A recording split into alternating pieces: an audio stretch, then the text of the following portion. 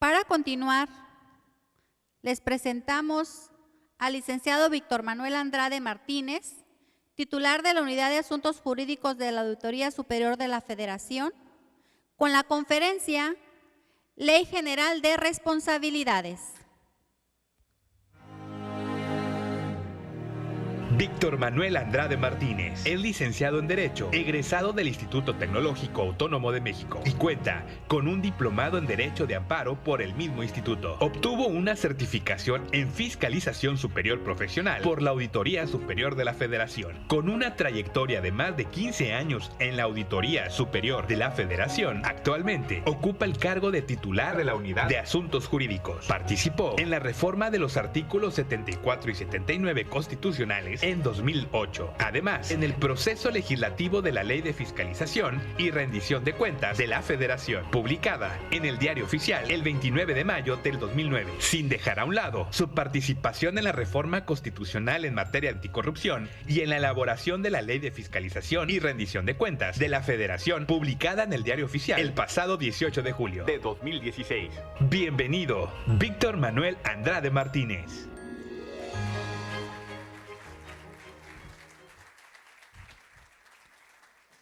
Muchas gracias, buenas tardes a todos.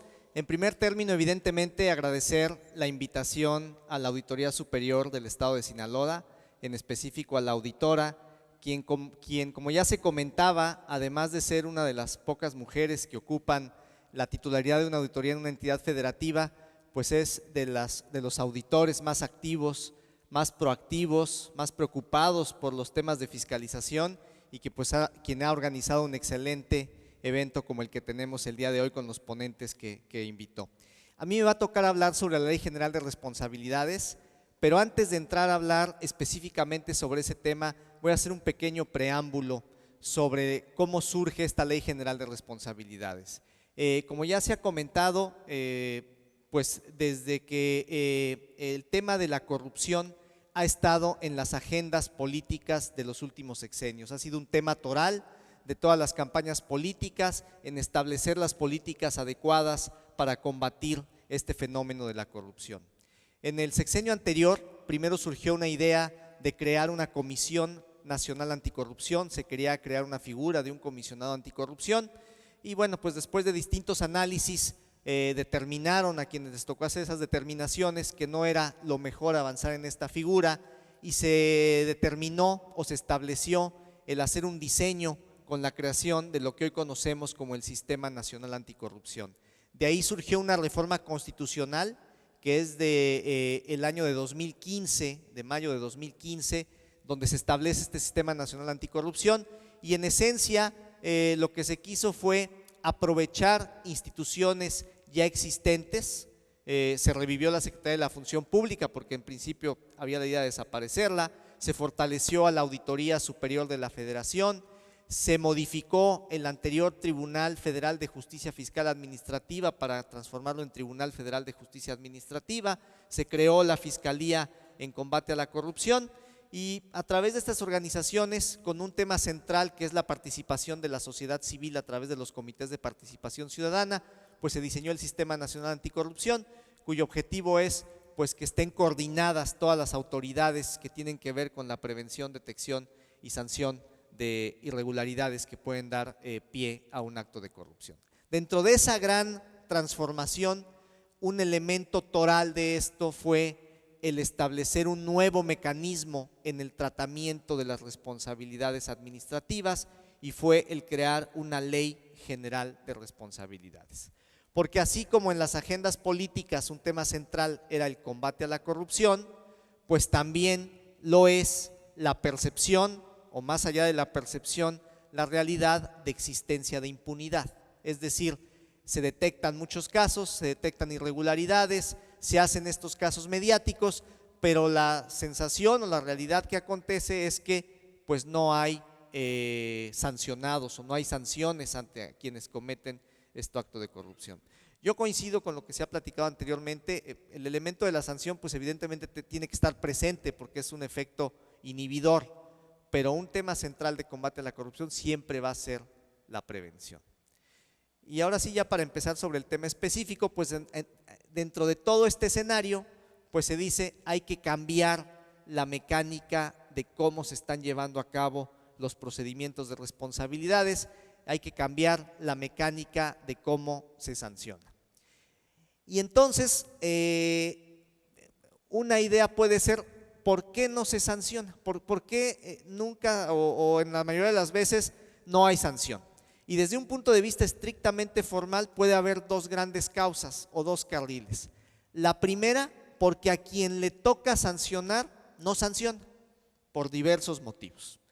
Y la segunda, porque los expedientes que se integran para sancionar no están bien integrados. Entonces, dejo esta idea ahorita para que en el desarrollo de la plática veamos cómo en la forma o en la teoría esta nueva Ley General de Responsabilidades atiende a estas dos causas que acabo de comentar. Entonces, lo primero que hay que saber es que esta ley, si bien es cierto, se publicó con las 7 leyes que dan vida a la reforma constitucional en el 2016, esta ley entró en vigor a partir del 19 de julio de 2017. Y esto significa que todos los actos o omisiones que sean cometidos posterior al 19 de julio de 2017 van a ser ya tramitados y sancionados por esta Ley General de Responsabilidades.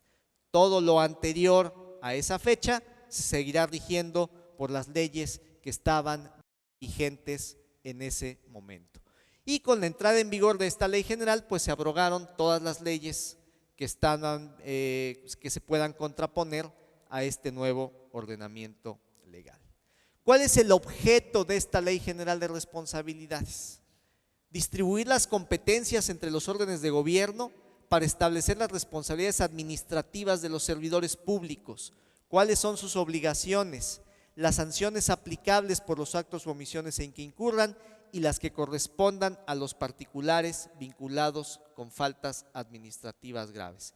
Como veremos más adelante, un elemento muy sensible o muy interesante que trae esta ley es que los particulares de manera específica, concreta, están señalados en esta ley como posibles sujetos de materializar una responsabilidad administrativa.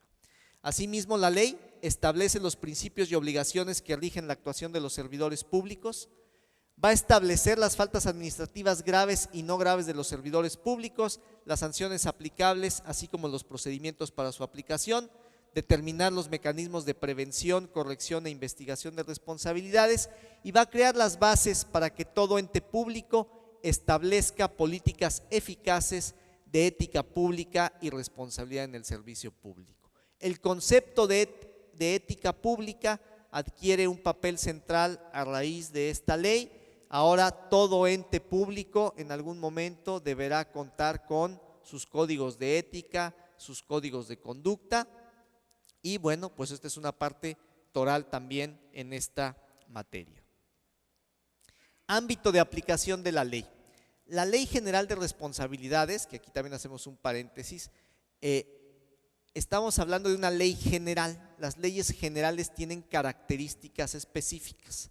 Una de ellas es que para que pueda haber una ley general, tiene que estar el mandato en la Constitución de que se tiene que hacer una ley general. Si no está ese mandato, no pueden hacer una ley general. Derivado de la creación del Sistema Nacional Anticorrupción, surgieron 2 leyes generales. Dentro del paquete de 7 leyes que regulan al sistema o que son las normas secundarias de esta reforma constitucional, hay 2 leyes generales y que fueron 2 leyes nuevas.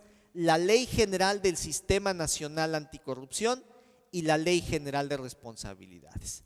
La característica de esta ley general o de una ley general, y en este caso la de responsabilidades, es que es de observancia general en toda la República Mexicana y por lo tanto es aplicable a los 3 órdenes de gobierno: federación, estados y municipios. Ahí en su momento hay 2 posturas o 2 puntos de vista o 2 criterios. El primero, que es con el que coincido yo, y es en el sentido de que al haber una ley general no tendría por qué haber o existir leyes locales. Y el segundo, con el cual yo no coincido, ni tampoco coincide en su momento el Comité Coordinador del Sistema Nacional Anticorrupción, que en su momento hizo la sugerencia de que no hubiera leyes locales, es que las entidades federativas, no obstante que existiera una ley general, legislaron e hicieron leyes locales. Es un hecho que una parte importante de los estados se fueron por esta segunda vertiente, ¿no? Y ahí la discusión pues es si las legislaturas de los estados tienen o no facultades para efecto de generar estas circunstancias. En su momento hubo un amparo que presentó el Comité de Participación Ciudadana, donde pues lo que se iba a definir era precisamente si la legislatura local tiene o no competencia, porque además hubo estados que al hacer una ley local pues le aplicaron su propio ingenio, ¿no? Entonces pues la tentación para agregarle mayores cosas que la ley general pues en algunos estados sí se dio,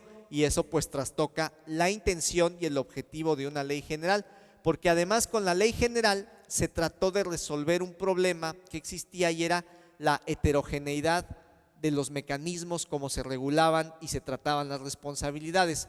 Había entidades federativas donde el plazo de prescripción de una conducta era de 6 meses y había tratamientos distintos, sanciones distintas. Entonces eso se trató de resolver con la existencia de una ley general de responsabilidades. ¿Quiénes son sujetos de la ley? Los servidores públicos, aquellas personas que habiendo fungido como servidores públicos se ubiquen en los supuestos a que se refiere la ley, y los particulares vinculados con faltas administrativas graves. Y aquí voy a hacer 2 paréntesis. El primero, nos comentaba la contadora Rosa María precisamente si los ciudadanos del Comité de Participación Ciudadana son servidores públicos o no son servidores públicos. Lo que queda claro jurídicamente es que lo que sí, es que sí son sujetos de la Ley General de Responsabilidades. Como que en la forma se dice que no son servidores públicos, pero sí son sujetos de la Ley General de Responsabilidades. Y la otra parte es la de los particulares. Hace muchos años hubo un precedente donde, a lo mejor muchos de ustedes no lo recuerdan porque pues además en nuestro público tenemos gente muy joven, pero hubo un caso de una fundación o asociación que se llamaba Provida, donde el dirigente se llama Serrano Limón, y a él le dieron recursos públicos y él hizo mal uso de recursos públicos porque compró diversos objetos. El tema se hizo famoso porque compró plumas y otra serie de cosas, entre otras compró, o así está documentado, compró tangas, ¿no? Entonces a este señor hubo toda una discusión pues si le aplicaba o no la ley de responsabilidades, y después de un proceso jurídico, a pesar de que esta persona no era servidora pública, al haber hecho uso de recursos públicos fue inhabilitado, o sea, es decir, le aplicaron una sanción al amparo de la ley vigente en ese momento de responsabilidades, ¿no? Entonces, en esta ley ya ese tipo de dudas o de diversas interpretaciones pues se resuelve porque queda muy claro, como lo veremos más adelante, que dentro de los sujetos de la ley, los particulares son sujetos obligados a esta ley. ¿Quiénes pueden aplicar la ley? La Secretaría de la Función Pública y sus homólogos en las entidades federativas, la Auditoría Superior de la Federación y sus homólogos, los órganos internos de control, el Tribunal Federal de Justicia Administrativa, las ahora unidades de responsabilidades de las empresas productivas del Estado y los entes o los órganos del Poder Judicial de la Federación. Ellos son los competentes, o vamos a ser los competentes, para poder aplicar esta Ley General de Responsabilidades. Y en la parte ya medular de la ley, lo que se hizo en la ley es que divide las responsabilidades en 2 grandes cajones o en 2 grandes carriles: faltas administrativas no graves y faltas administrativas graves. Aquí la importancia es que dependiendo el tipo de falta, no grave o grave, es el tipo de procedimiento que se lleva a cabo y va a ser el tipo de instancia que va a resolver. Por ejemplo, en las faltas administrativas no graves, quien va a resolver, quien va a determinar si hay falta no grave o no, y quien va a determinar la sanción, va a continuar siendo la Secretaría de la Función Pública, su equivalente o los órganos internos de control. Esa parte, como iremos viendo, es importante. Entonces, para las faltas no graves, continúa resolviendo la autoridad que venía viendo este tipo de temas. Y aquí, en las faltas no graves, viene un catálogo de conductas, que ahorita las vamos a enunciar muy rápidamente, sobre qué conductas o qué omisiones pueden dar lugar a una falta no grave, que repito, seguirán siendo desahogadas y sancionadas por las Contralorías, la Secretaría de la Función Pública, los órganos internos de control, como se venía haciendo. Primera falta no grave: cuando los servidores públicos no cumplan las funciones, atribuciones y comisiones encomendadas, o que en el desempeño de las mismas no observen disciplina y respeto a los demás servidores públicos o particulares. En síntesis, quien violente el código de ética se hace acreedor a una falta administrativa no grave. El servidor público que conozca o advierta actos u omisiones que pueden ser constitutivos de falta administrativa y no los denuncie, también se hace acreedor a una falta administrativa no grave. El que no atienda las instrucciones de su jefe o el que no denuncie cuando le encomiendan instrucciones que no están apegadas a la ley o son contrarias a las disposiciones, también va a incurrir en una falta administrativa no grave. El servidor público que en el ejercicio de sus funciones no presente en tiempo y forma las declaraciones de intereses o de situación patrimonial. Ojo, aquí esta conducta no se refiere al que llene inadecuadamente los datos, que eso va a tener otra consecuencia, o que ponga datos falsos, sino aquí se refiere al que presente su declaración pero fuera del plazo legal establecido. Entonces ahí se genera una falta administrativa no grave. Y aquí voy a hacer otro paréntesis. Hace algunas semanas el comité coordinador aprobó el nuevo formato de declaración patrimonial que fue propuesto por el Comité de Participación Ciudadana.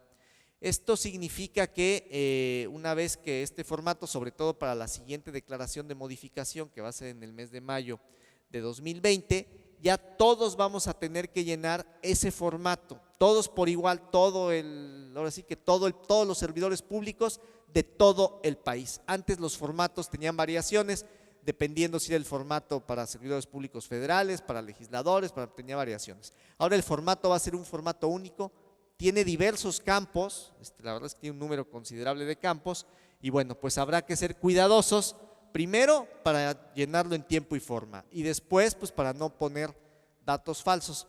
Aquí recordarán ustedes que cuando se estaba discutiendo la famosa creación del sistema anticorrupción, e incluso cuando se estaba discutiendo la Ley General de Responsabilidades, surgió lo que se conoció como la Ley 3 de 3, que realmente no era una ley 3 de 3, era un proyecto de ley de responsabilidades que tuvo un eslogan o un membrete que vendió mucho, que se llamó 3 de 3. Y ahí ya vienen muchas discusiones, porque desde mi punto de vista, en lo personal, el formato de declaración patrimonial por sí mismo no da nada. El formato aislado no da nada, como que se le ha puesto mucho hincapié o interés al formato de declaración patrimonial por esta cuestión de lo 3 de 3. El formato de declaración patrimonial, pues ya conjunto con otra serie de elementos, bueno, pues puede dar indicios de ciertas conductas, pero por sí mismo, un formato aislado de declaración patrimonial, pues no es una herramienta central de combate a la corrupción. Es una herramienta que va a funcionar, pero vinculado con otros elementos que se tengan. Siguiente conducta no grave: el servidor público que por razón de su empleo, cargo o comisión omita registrar, integrar, custodiar o cuidar la documentación e información que tenga bajo su responsabilidad, o que no impida o evite que de manera indebida se use, divulgue, sustraiga, destruya, oculte o no utilice. Es decir, aquí lo que debemos tener presente es que todos como servidores públicos, al tener atribuciones establecidas en ley y a tener documentación pues que está bajo nuestro cuidado, nuestro resguardo, pues debemos ser cuidadosos en el manejo de la misma. Recordemos que estamos en las faltas no graves. El servidor público que no supervise que los servidores públicos sujetos a su dirección cumplan con las obligaciones de la ley o cuyo incumplimiento da origen también a faltas administrativas graves. El servidor público que en el ejercicio de sus funciones no rinda cuentas sobre el ejercicio de las mismas conforme a las normas aplicables. Quien tenga la obligación de rendir un informe, presentar un documento y no lo haga, también cae en una falta administrativa no grave. El que no colabore en los procedimientos judiciales y administrativos en los que sea parte, también incurre en un tipo de esta conducta. Y luego vienen unas conductas, no voy a leerla completa por supuesto, pero que tienen que ver con todo el cuidado que se debe hacer cuando se tiene vinculación o implicación con tema de contratación o de adquisiciones. Es decir, los servidores públicos que están en las áreas de adquisiciones o de compras tienen obligaciones muy específicas y tienen conductas muy concretas que deben de seguir, que deben de cuidar.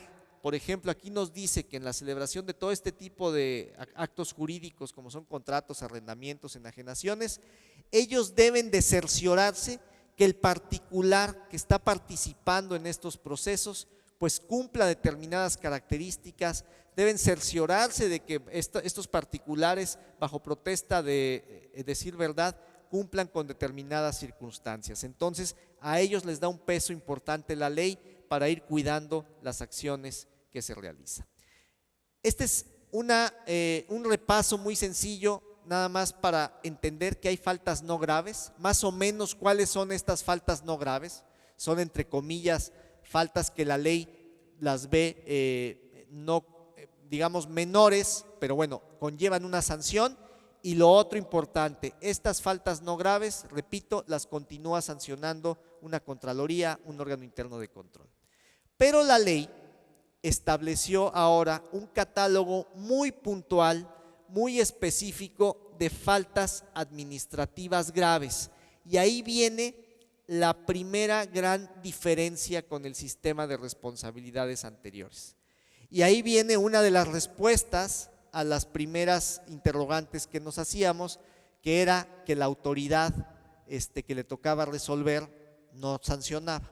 Y entonces ante ello, lo que se decidió, lo que se estableció fue que en tratándose de faltas administrativas graves, quien va a resolver, quien va a determinar la sanción, la última autoridad que va a conocer de estos temas para aplicar la sanción, ya no va a ser la Contraloría, el órgano interno de control o su equivalente, sino ahora quien va a llevar a cabo eso es el Tribunal Federal de Justicia Administrativa, anteriormente llamado Tribunal Federal de Justicia Fiscal y Administrativa. Le quitaron la palabra fiscal, le dejaron la misma competencia que venía teniendo al ser un tribunal esencialmente de legalidad y le agregaron la facultad o la función ahora de aplicar sanciones.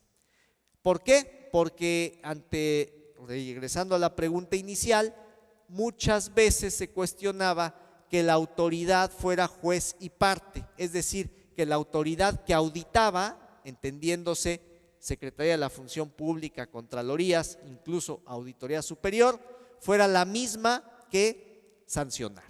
Y entonces, conceptualmente se dice, no, que ya no sea juez y parte, y vamos a darle esta función a un órgano distinto. Y además se le da la función a un órgano distinto con carácter eminentemente jurisdiccional, como es el Tribunal Federal de Justicia Administrativa. Y además se hizo un catálogo contundente con nombre y apellido de faltas administrativas graves. Y ahí también hay dos corrientes de opinión o dos puntos de vista. Hay quienes pensamos que el establecer un catálogo como el que se estableció con nombre y apellido, pues a lo mejor va a dificultar la concretización o la aplicación de sanciones, porque ahora cada una de las conductas que vamos a ir viendo, pues tendrá que cumplir con los elementos del tipo de la falta administrativa grave que se está señalando. Lo otro es que además se le puso el nombre idéntico a algunos delitos. Se llama igual el delito y se llama igual la falta administrativa grave. Entonces, esa es una corriente. Y hay otra corriente, pues que fue la que prevaleció aquí evidentemente, que determinó que era importante hacer un catálogo de faltas administrativas graves, que ahorita las iremos repasando, y sobre todo voy a hacer énfasis en las dos faltas administrativas graves que desde nuestra óptica, desde nuestra visión de ente de fiscalización superior, pues son las que más se podrían materializar en razón de la función que nos toca realizar a nosotros, ¿no? Y entonces empieza el catálogo con cohecho. Pues como todos sabemos, hay un delito que se llama cohecho, pues aquí ahora hay una falta administrativa grave que se llama cohecho, y es el servidor público que por sí o a través de terceros con motivo de sus funciones exija, acepte, obtenga o pretenda obtener un beneficio no comprendido dentro de su remuneración, ya sea en dinero, valores, bienes, enajenación de bienes en precio inferior, donaciones, servicios, empleo y demás beneficios indebidos, ya sea para sí, para su cónyuge, parientes consanguíneos, parientes civiles, terceros, socios o sociedades a las que pertenezcan. Este catálogo aplica a todas las conductas, entonces nomás lo voy a repetir esta ocasión. Entonces, primer falta grave, cohecho, pues al que le den, como dicen ahí, pues una lana o alguna cosa que no tenía derecho a recibir. Peculado, también hay un delito que se llama peculado. Cuando el servidor público autorice, solicite o realice actos para el uso o apropiación para sí o todas las personas que mencionamos de recursos públicos, materiales, humanos y financieros sin fundamento jurídico o en contraposición a las normas aplicables. De cada una de estas conductas, al momento de que se vaya a resolver un asunto, tendrán que ir viendo que se cumplan con todos los elementos, pues ahora del tipo de la falta administrativa. La siguiente, esta que está en la pantalla, que es el artículo 54 de la Ley General de Responsabilidades, esta sí hay que tenerla muy presente porque desde el punto de vista, repito, de fiscalización, que recordemos que a nosotros nos toca verificar efectivamente que los recursos sean aplicados correctamente, entre otras cosas, este artículo es el que más se podría materializar.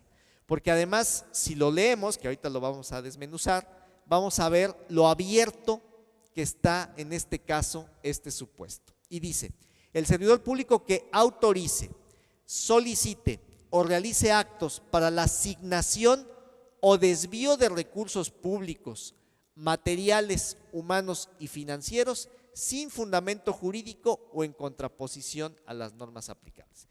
Este no nos está diciendo el que se llevó el dinero, el que lo usó para un fin personal, nos está diciendo que el que aplique dinero en contraposición a una norma se da el desvío de recursos. Así está, por lo menos en la parte conceptual, este artículo.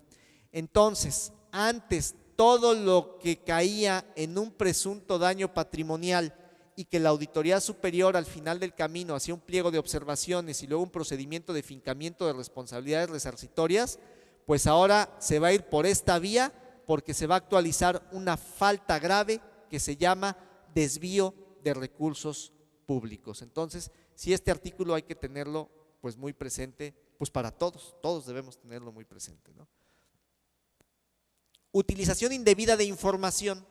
El servidor público que adquiera o obtenga para sí o para todas las personas que ya comentamos, bienes inmuebles, muebles y valores que pudieran incrementar su valor o que pudieran mejorar sus condiciones con motivo de que tenga información privilegiada. Alguien que aproveche la información con la que cuenta para el desempeño de sus funciones y eso se traduzca en un beneficio vinculado con lo que aquí está regulado. Incluso esta restricción es aplicada un año después de que el servidor público se haya retirado del empleo, cargo o comisión. Abuso de funciones. Hay un tipo penal muy parecido a este. El servidor público que ejerza atribuciones que no tenga conferidas o se valga de las que tenga para realizar o inducir actos o omisiones arbitrarias, ya sea que le generen un beneficio a él o a todas las personas que hemos mencionado o para causar un perjuicio a alguna persona o al propio servicio público. El que se excede en sus funciones puede caer en una falta grave como la que aquí decimos. Conflicto de interés, bueno, este es un tema que siempre oímos: conflicto de interés, conflicto de interés, conflicto de interés. Incluso ahora hay un formato donde uno tiene que declarar sus posibles conflictos de interés, y yo antes de entrar a analizar esto, pues les diría que todos potencialmente en algún momento nos podemos ubicar en un supuesto de conflicto de interés, pues si no somos seres aislados, ¿no? Entonces en algún momento pues puede ser que nos toque ver algún asunto de un familiar, de una persona cercana, o que tengamos un familiar que tenga una función similar a la que desempeñamos, que eso no tiene nada de malo. Lo malo o lo irregular es que, sabiendo esto, no demos el siguiente paso, y el siguiente paso es hacer los mecanismos que establece la ley para dejar de conocer estos asuntos. Y entonces el artículo nos dice que el conflicto de interés es cuando el servidor público que intervenga por motivo de su empleo, cargo o comisión en la atención, tramitación o resolución de asuntos en los que tenga conflicto de interés o impedimento legal. Y la propia ley nos define al conflicto de interés como la posible afectación del desempeño imparcial y objetivo de las funciones del servidor público en razón de intereses personales, familiares o de negocios. Aquí lo importante ahora son dos cosas. Uno, en este formato de declaración de conflicto de interés, tratar de lo que es visible, ponerlo en el formato. Por ejemplo, si alguien tiene algún hermano o algún familiar, suponiendo que alguien trabaja en la Contraloría del Estado y tiene un familiar que es el secretario de X o funcionario de algún lado donde sabe que en algún momento puede haber alguna interacción, primero tienen ese formato que poner, porque el formato es como de posibles conflictos de interés. Bueno, y manifiesto pues que tengo tales familiares en tales, punto. Y luego, suponiendo que ya en el desempeño de sus funciones le llega un asunto que tenga que ver con ese familiar, lo único que tiene que hacer el servidor público es excusarse formalmente ante su superior jerárquico, y su superior jerárquico toma conocimiento de eso e instruye a otro funcionario de conocer el asunto. Entonces con eso se resuelve el posible conflicto de interés. Contratación indebida. Ya vimos que en las faltas no graves había algunas conductas que tenían que ver con toda esta materia de adquisiciones y había cierta penalidad por ello. Ahora aquí ya tenemos como falta grave el servidor público que autorice cualquier tipo de contratación de quien se encuentre impedido por disposición legal o inhabilitado para realizar contrataciones, o la selección, nombramiento, designación de que se encuentre impedido también o inhabilitado. Pero aquí la ley nos pone una situación que es importante. Y hago otro paréntesis: dentro de la creación del Sistema Nacional Anticorrupción va a existir lo que se conoce o lo que se va a conocer como la Plataforma Digital Nacional. Esa Plataforma Digital Nacional se compone a su vez de distintos subsistemas o subplataformas.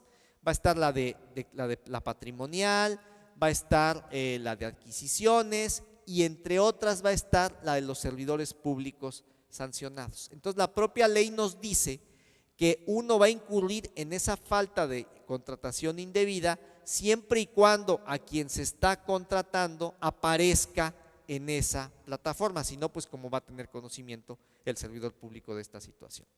Enriquecimiento oculto y ocultamiento de conflicto de interés, un poco lo que platicábamos hace rato, y esta es ya la parte severa que tiene que ver con la declaración patrimonial, y es quien en la declaración patrimonial falte a la veracidad.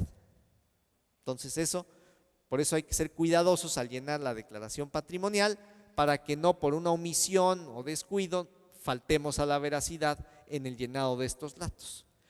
Con el fin, bueno, aquí es como está el tipo penal, tenemos que acreditar que es con el fin de ocultar el incremento en su patrimonio, el uso y disfrute de sus bienes o un posible conflicto de interés. Tráfico de influencias: el servidor público que utilice la posición que su empleo, cargo o comisión le confiere para inducir a que otro servidor público efectúe, retrase u omita realizar un acto que le genere algún beneficio. Encubrimiento: el servidor público que realice deliberadamente alguna conducta para el ocultamiento de actos o omisiones que pudieran constituir faltas administrativas. Este es el segundo tipo penal, que está en la pantalla, desacato, que debe ser uno muy cuidadoso también. Ya vimos el de desvío de recursos.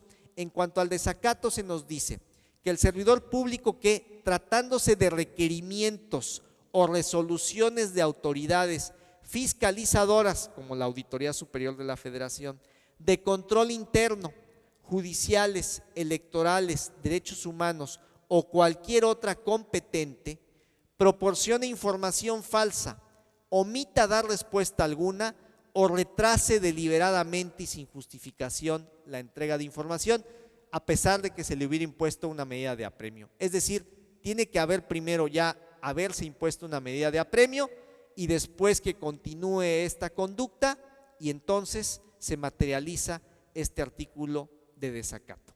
Por ejemplo, si alguien de nosotros en la Auditoría Superior de la Federación no atiende un requerimiento de la Unidad de Evaluación y Control y nos emiten una medida de apremio y después seguimos en incumplimiento, pues podremos materializar el supuesto de desacato. Entonces hay que andarse con cuidado, ¿no? Más que ahorita que está aquí presente la UEC, entonces pues hay que irnos con cuidado. Está obstrucción de la justicia, cuando el servidor público responsable de la investigación, substanciación o resolución de faltas administrativas realice cualquier acto para no hacer la función que tiene que realizar en este sentido. Entonces, ese es el catálogo de faltas administrativas graves, recordando que lo que es importante es tener muy claro que ahora quien sanciona es el Tribunal Federal de Justicia Administrativa.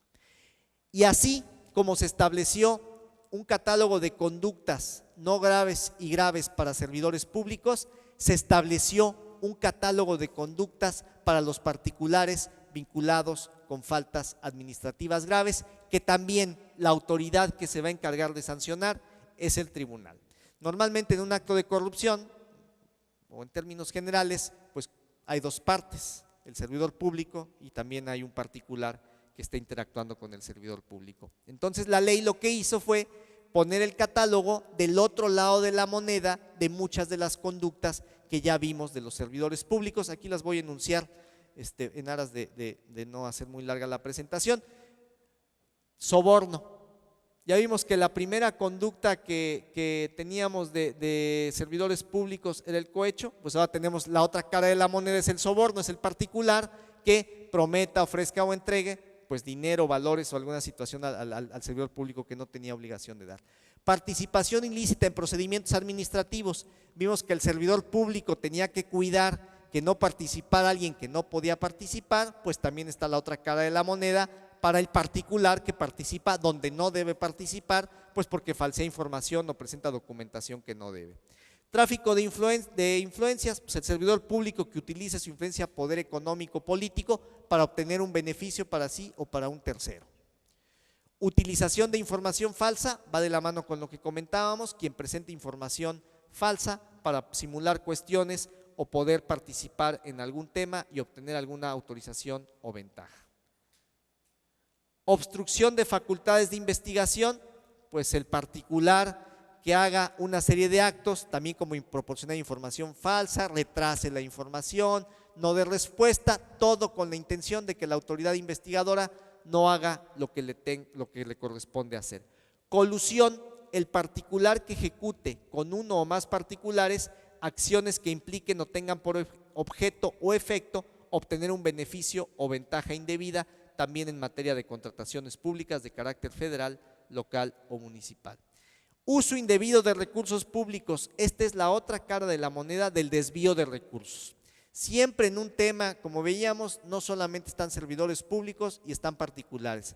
Ya el maestro Emilio Barriga en su presentación pues nos enseñó todos estos mapas donde queda claro la participación de distintos particulares que forman partes de empresa y que estas empresas prestan servicios, en el mejor de los casos, o simulan prestar servicios, o se prestan para, según esto, proporcionar servicios o bienes, pero al final de cuentas acaban recibiendo recursos públicos. Entonces la ley nos dice que hay un uso indebido de recursos públicos al particular que se apropie, haga uso indebido, desvíe del objeto para el que están previstos u omita rendir cuentas de los recursos públicos, ya sean materiales, humanos y financieros, cuando por cualquier circunstancia maneje, reciba o tenga acceso a ellos. Es decir, el particular que por cualquier contratación o vinculación con el Estado mexicano recibe recursos públicos, ya aquí ya no tiene tanto ese argumento de que él los recibía como parte de un contrato, que él era particular, que él era privado y que él no se regía por las leyes.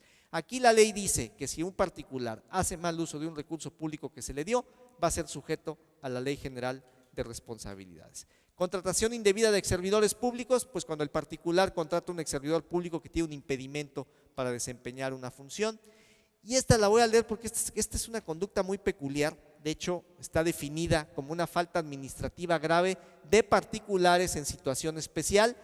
Hay quienes pensamos que esto tiene más tintes como electorales o de ese tipo, pero como que trataron de regular lo que pasaba en las precampañas, en los equipos de transición y en todo este tipo de circunstancias. Entonces nos dice que estas faltas administrativas graves de particulares en situación especial son aquellas realizadas por candidatos a cargos de elección popular, miembros de equipos de campaña electoral o de transición entre administraciones del sector público y líderes de sindicatos del sector público que impliquen exigir, solicitar, aceptar, recibir o pretender recibir alguno de los beneficios a que se refiere la propia ley para todas las personas que ya mencionamos, a cambio de otorgar o ofrecer una ventaja indebida en el futuro en caso de obtener el carácter de servidor público. Alguien que dice, oye, mira, yo cuando llegue y gane, pues conmigo vas a tener tal cosa, pero mientras, pues vamos viendo esta circunstancia, ¿no? Bueno, ese es el catálogo de las faltas. Otro tema muy importante, cambió el plazo de prescripción. Anteriormente la prescripción era de 5 años, ahora la prescripción viene siendo de 7 años. Es decir, alguien que comete una conducta en septiembre de 2019 va a hacer la prescripción hasta septiembre del 2026. Entonces hay 7 años en el que va a estar latente en que alguien puedan sancionar al amparo de esta Ley General de Responsabilidad. Eso también es importante tenerlo en cuenta. Ya vimos el primer carril, que fue para que no exista impunidad o para que haya menos impunidad, cambiemos a la autoridad que sanciona, es decir, que ya no sea juez y parte y que sea el tribunal. Y el otro gran cambio de esta ley es que en teoría, para que los expedientes lleguen bien integrados, vamos a cambiar la forma en que se integran los expedientes. Porque siempre hay quejas, siempre decían, no, es que el expediente viene mal integrado, no está completo, no está hecho desde una visión jurídica. Bueno, entonces para eso la ley estableció que en tratándose de faltas administrativas graves, tanto la Secretaría de la Función Pública, la Auditoría Superior de la Federación, las entidades de fiscalización superior locales y las contralorías estatales deben crear y establecer dos áreas independientes entre sí. Un área de investigación y un área de substanciación. Y al área de investigación le dio facultades de lo más robusto, facultades de lo más fuerte. El área de investigación juega un papel central en estos procedimientos. El área de investigación le toca hacer un producto. Ese producto se llama informe de presunta responsabilidad administrativa. Y en ese documento de informe de presunta responsabilidad administrativa, lo que se va a contener es la irregularidad, el tipo de falta administrativa grave en el que se cae con esa irregularidad, quién es el presunto responsable y la descripción pormenorizada de todos los elementos. Entonces, para ello, le dio una serie de facultades amplísimas. Y entonces podemos ver dos escenarios: que el expediente que le llegue al área de investigación llegue perfecto. Entonces el área de investigación pues va a hacer un trabajo, digamos, de gabinete, de integrar adecuadamente bien ese expediente y elaborar el informe de presunta responsabilidad administrativa. Pero el otro carril es que el expediente que le llegue incompleto, le llegue con muchas debilidades, con deficiencias. Entonces la ley le otorgó a esta área de investigación un cúmulo de facultades para pedir información a quien sea, no le es oponible ningún tipo de reserva, hacer visitas, hacer verificaciones, hacer requerimientos e incluso tiene medidas de apremio como la multa, el uso de la fuerza pública y el arresto.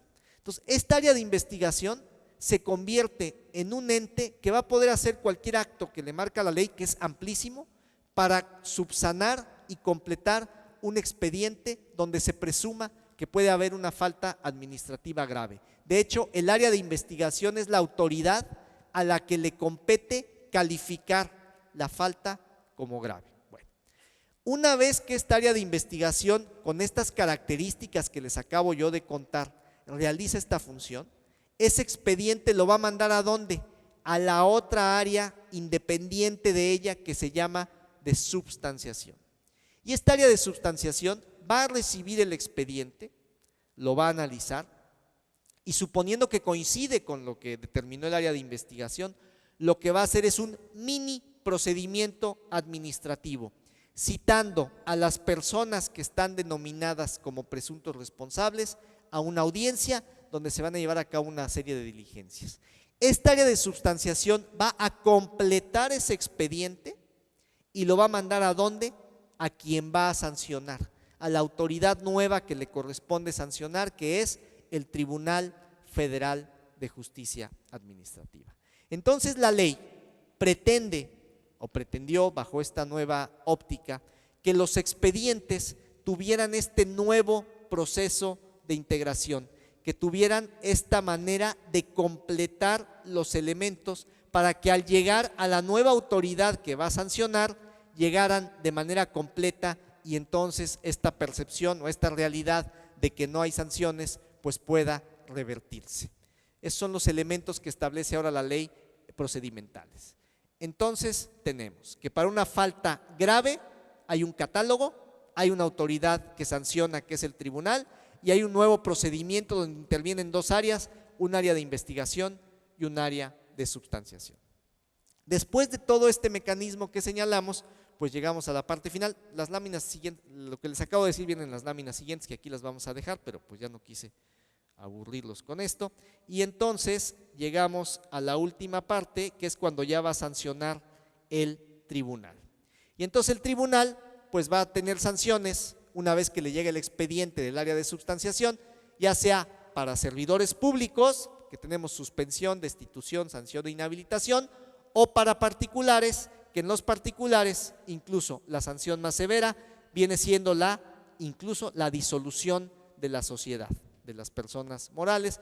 Puede haber también la suspensión de actividades, sanciones económicas o el que se inhabilite para que participen en procesos de adquisiciones o de obra pública. En conclusión, con la creación del Sistema Nacional Anticorrupción, uno de los elementos centrales de cambio es un nuevo mecanismo en el tratamiento de las responsabilidades administrativas en nuestro país. Eso se regula con una nueva ley, que es la Ley General de Responsabilidades, que aplica a todos. Esa nueva ley entró en vigor el 19 de julio de 2017. Esa nueva ley trae un nuevo plazo de prescripción que es de 7 años. Esa nueva ley divide las faltas en no graves y graves, con autoridades distintas para sancionar, establece un procedimiento diferente e incluye a los particulares como sujetos de esa ley. Entonces yo creo que esta última síntesis pues lo que tenemos que tener presente. La intención de esta plática es el poderles transmitir, pues seguramente ya lo saben, pero reiterar el que existe esta ley, el que esta ley trae un nuevo tratamiento, el que como servidores públicos todos, hasta los que nos dedicamos a las funciones de fiscalización, de investigación, pues nos aplica a todos, que tenemos que tener un deber de cuidado máximo en el desempeño de nuestras funciones, porque ya vimos el tipo de conductas en las que podemos en algún momento incurrir al amparo de estas nuevas disposiciones legales, y que ahora el ente que va a aplicar la sanción en una falta grave ya no va a ser un ente administrativo, sino va a ser un ente eminentemente jurisdiccional, ¿no? Con esto quedaría atento a las preguntas que hubiera. Muchas gracias por su atención.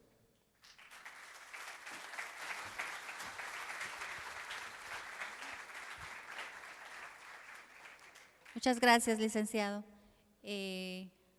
Adelante entonces, si hay alguna pregunta para el licenciado Víctor.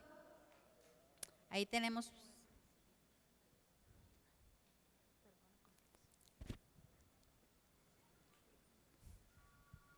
Hola, muy buenas tardes. Antonia Hernández Martínez, de la Secretaría de Transparencia y Rendición de Cuentas.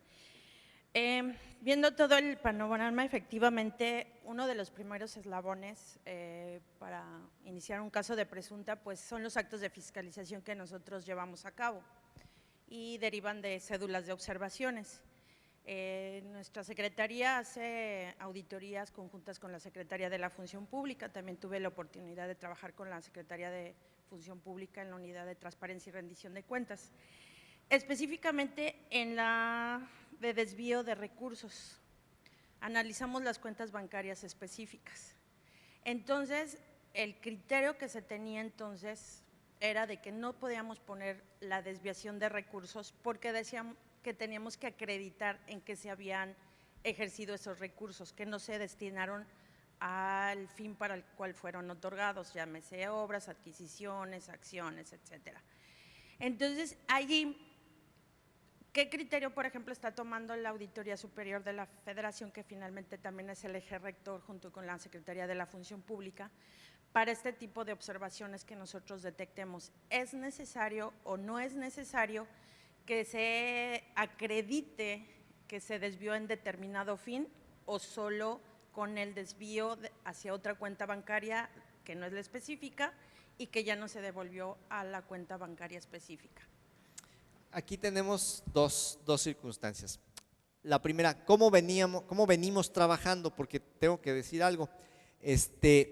La Auditoría Superior al día de hoy no ha procesado ningún caso al amparo de la nueva Ley General de Responsabilidades, no porque no quiere evidentemente, sino que por nuestros tiempos legales de revisión. Nosotros ahorita estamos revisando la cuenta pública 2018, esto empezó a aplicar con los actos de omisiones de 2017, el segundo semestre, y eso está en un proceso todavía de seguimiento y análisis de las respuestas. Como hemos venido actuando, para nosotros hay presunción, voy a hablar bajo el anterior lenguaje, presunción de daño patrimonial por el solo hecho de que se tengan estos indicios, en el sentido de que había X fondo, que ese fondo debió haber estado en una cuenta específica, que ese dinero lo sacaron de la cuenta específica, se fue a otra cuenta, normalmente se van a unas cuentas que le llaman licuadoras, que son revolventes. Ahí es importante acreditar ese dinero de esa cuenta que salió, y con ese solo hecho, contrastado con la razón de que no está acreditado que haya recursos ejercidos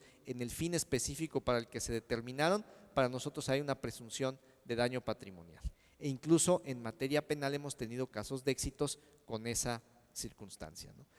Lo que sí ahorita no estamos en posibilidad de responder es qué criterio va a tener el Tribunal Federal de Justicia Administrativa cuando le empiecen a llegar estos casos. Yo creo que aquí vamos a entrar en un proceso, pues como se está entrando en el nuevo sistema penal acusatorio, donde los asuntos que se empiecen a mandar al tribunal por las dos grandes instancias, Auditoría, Secretaría de la Función Pública y los homólogos en lo que corresponda, pues se van a tener que ir formando los criterios jurídicos, y esto es lo que va a ir perfeccionando qué elementos se necesitan para ese fin, y ahí va a entrar mucho pues el criterio del propio tribunal y los mayores elementos que podamos aportar.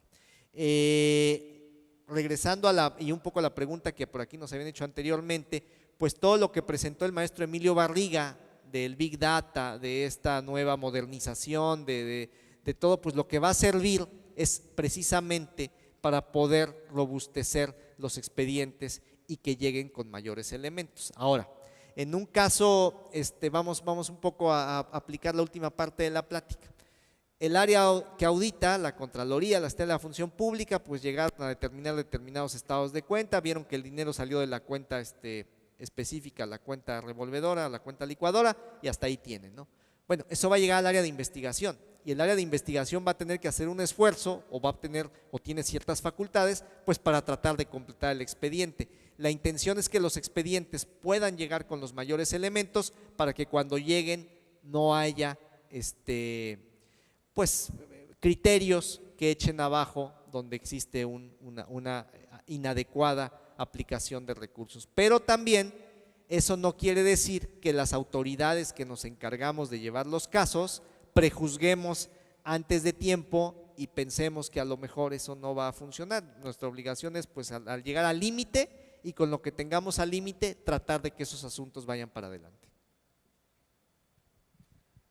Y una segunda pregunta. Claro, sí. Es en una de que no se inician los procedimientos. No sé si podemos pasar a esa lápida.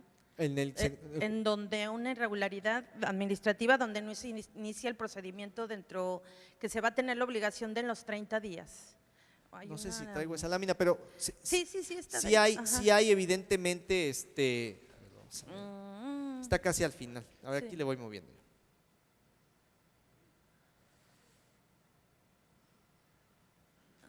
hay una anterior, ¿no? Está ya en la- anterior, unas anteriores, a ver, ¿Sí? que nos señala un plazo de 30 días.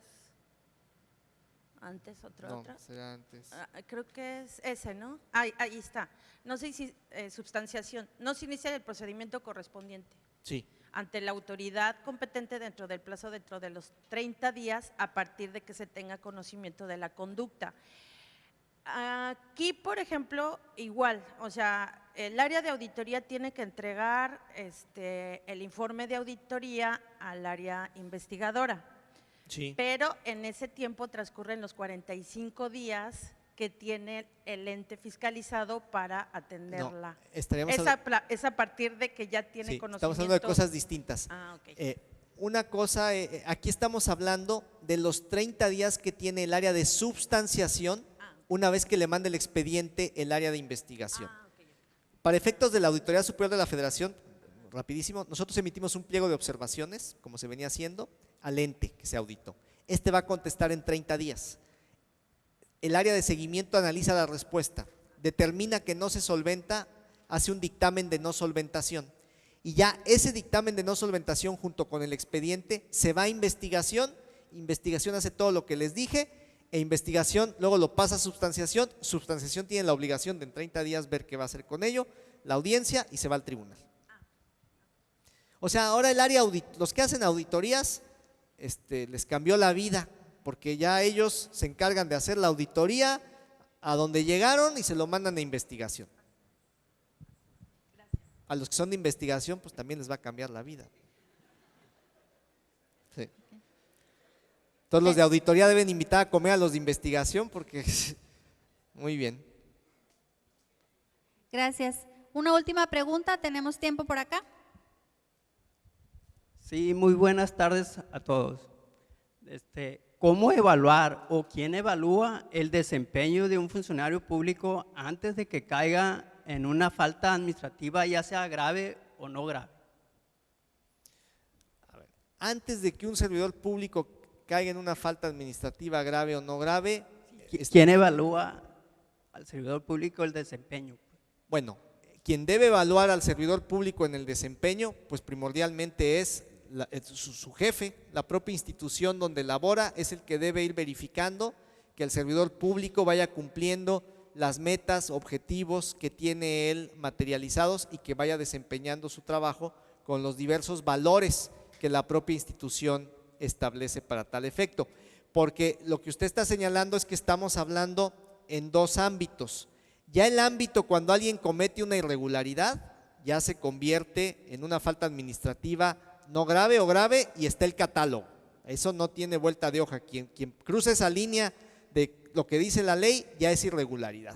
Lo de antes, pues quien va evaluando el desempeño, pues por ejemplo al interior de la Auditoría Superior, pues son los propios jefes quienes van evaluando el desempeño del servidor público, pero entendiendo que ese desempeño está siempre dentro del marco de la ley, porque si ese desempeño deja de estar dentro del marco de la ley, pasa a otro carril, y en el otro carril pues ya se expone el servidor público a que si llega una autoridad como la auditoría, como una contraloría o incluso su propio superior jerárquico y se da cuenta que ya pasó la raya correspondiente, entonces donde puede iniciarse un procedimiento de responsabilidades contra él. Ya veíamos que un supuesto es que aquel que tenga conocimiento que alguien cometió una irregularidad y no lo hace del conocimiento, pues incurre en una falta administrativa. Están los mecanismos, no sé cómo funciona aquí en las dependencias estatales y municipales del estado de Sinaloa, pero en muchos lados hay formatos de evaluación que va midiendo el grado de cumplimiento, de evaluación al desempeño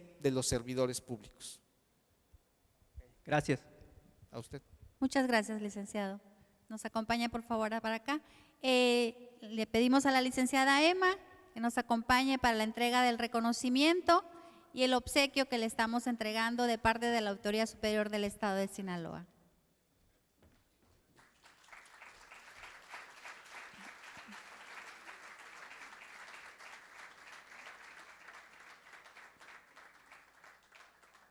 Muchas gracias. Los invitamos a que tomen sus lugares, por favor.